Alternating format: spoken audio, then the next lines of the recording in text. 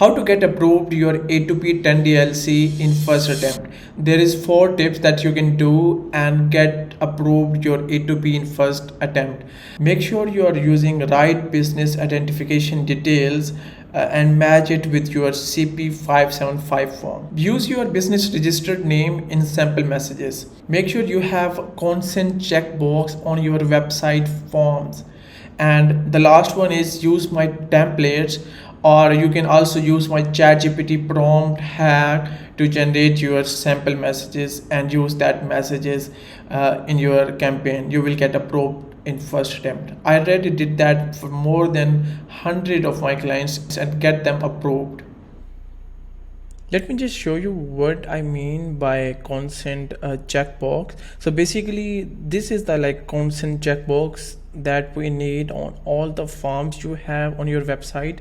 There will be a consent checkbox like an agreement which will be record, and it will be by entering your phone number you agree to receive text messages according to our terms of use and privacy policy pages.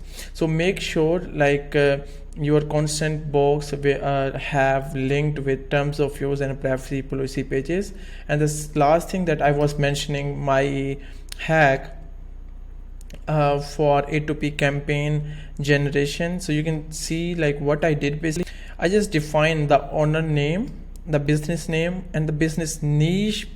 You can take it as a description, so you can just define what's that business do, and then you can just paste their website link at the end. Then use some notes, make short sample messages, use full link of URL, don't hyperlink that, use sample recipient name. So what it will do, it will generate some awesome sample messages that are record for our A2P thing.